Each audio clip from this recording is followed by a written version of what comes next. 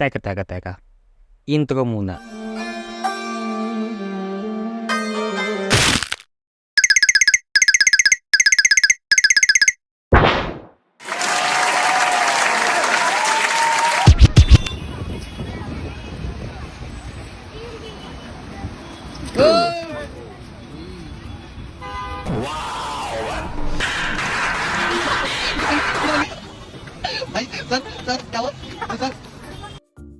Wow! Kahit i-mute mo yung video, maririnig mo yung tunog ng pagkakalagapak ng ulo niya sa lapag. Well, ginawa niya yan para ma-impress yung mga tao. Yung mga babae specifically. Yung kasama niya, isang tunay na kaibigan. Yung tatawanan ka after manganib ng buhay mo. Diba? Narinig mo yung tawa na yon, nakakaantig ng damdamin. Ramdam na ramdam mo yung care niya dun sa tao. Hindi, di ba? Dahil wala naman ni isa sa inyo nung nagtanong sa akin kung okay ako. Oh, baka may magsabi. Indian kasi, kaya di mo maintindihan yung sinasabi. Mali mo naman kinakamusta talaga niya. Hindi. Nakakaintindi ako ng Indian at ganito yung sinabi niya. Dapat dinerecho mo na ng headspin nung tumusok yung ulo mo sa lapag. Well, kidding aside, I hope na okay lang siya. Kasi delikado yung ganyan. Isang Google mo lang makikita mo yung bilang ng mga taong napahamak sa gantong stunt. Yung life points mo, kaya niyang dalhin sa zero agad-agad. Why have my life points gone to zero? Tanong, anong pwedeng mangyari sa'yo kapag ikay nabago? Babasag ang ulo? Magkasugat sa ulo? Magka-amnesia? May mga long-term effects din yan kagaya ng maparalyze. Or, pwedeng maapektuhan yung pagsasalita mo na parang ganito.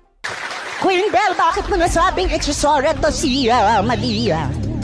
Lagi siya nag-veteran lalo, hindi naman niya pinaghihirapan. Pusta nililibre ka na lang ate. Ang kakaigitera mo pa. May naintindihan ka ba? Wala, di ba? Ganito yung naririnig ng mga foreigners sa atin kapag nag-aaral pa lang silang magtagalog.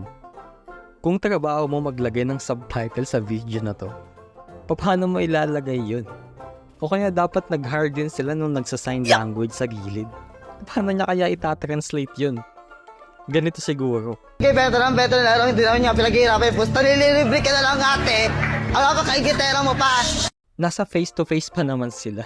Mahirap kaaway yung ganyan kasi di mo maiintindihan yung point niya. Mapapasabi ka na lang ng, Sige na, tama ka na, panalo ka na. tsaka isipin mo, kung dadalaw ka sa bahay ng taong to, tapos magtatanong ka ng password ng wifi, sis, anong password ng wifi niyo? Lalo, hindi naman niya pinaghihirapan. Pusta nililibre ka na lang ate. Ang kakaigitera mo pa. Pwede QR code na lang.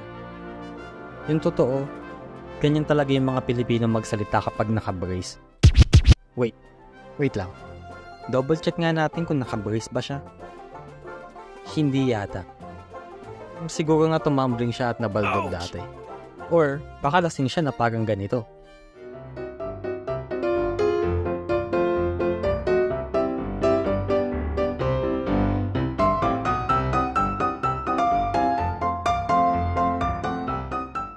Ngayon alam mo na kung bakit hindi pa nakakauwi yung tito mo o yung papa mo.